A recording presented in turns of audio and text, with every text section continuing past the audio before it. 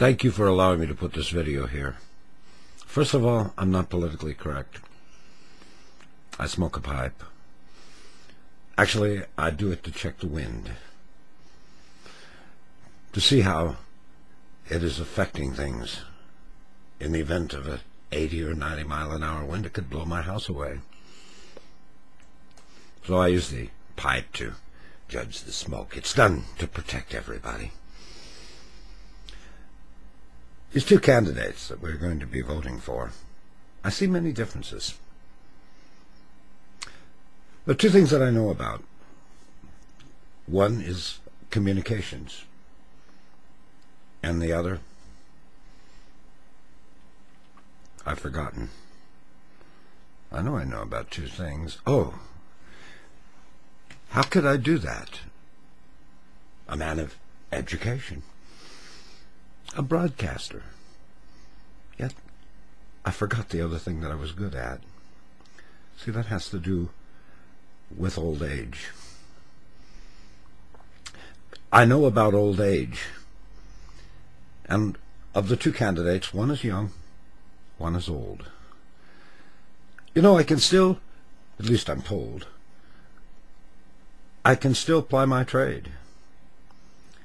I can still look convincing and change people's ideas in front of a microphone.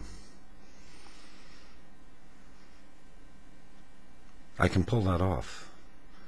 But deep down inside, I know that things are not right. It's because I'm old. I find myself so often thinking in the past. I don't really think of a future, because when you're old, future isn't really something that you're going to have to deal with. I have to deal in the present.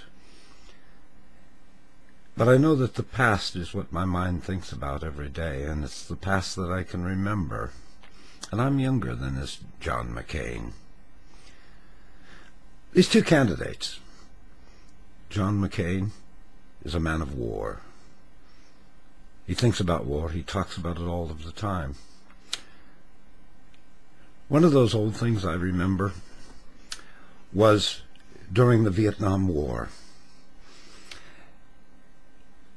A story that I'm sure, because I was in the media and I read it as a news story, I kind of remember it.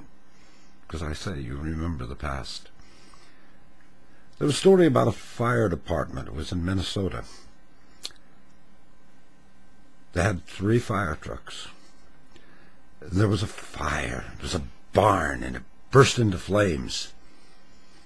Cows were screaming, if cows can scream, rushing, trying to get out of the barn. And the bell, it sounded in the fire station, and the firemen, some of them volunteer, came from home. All of the firemen and all of the trucks from the fire station rushed to put out the fire. But something terrible happened.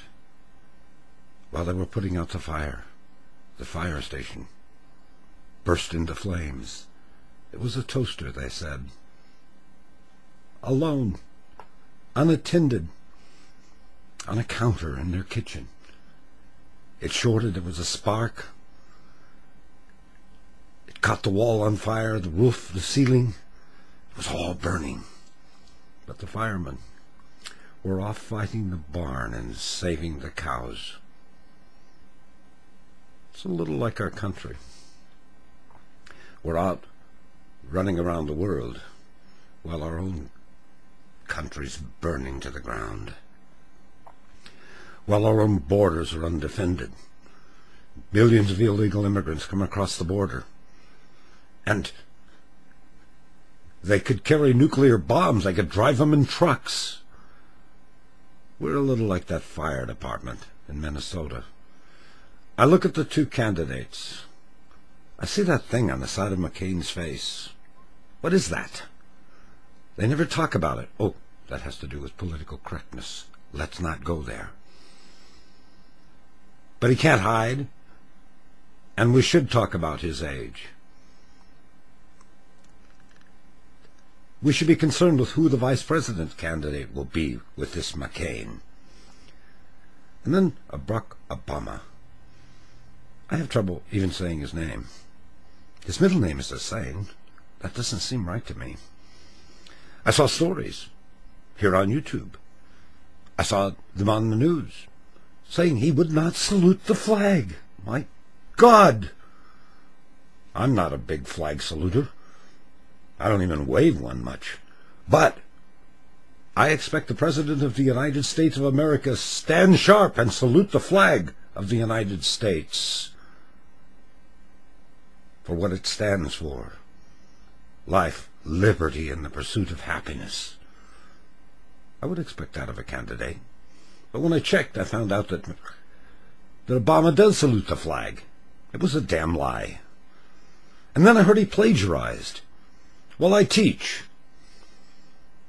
And every time I talk to the students, I am mandated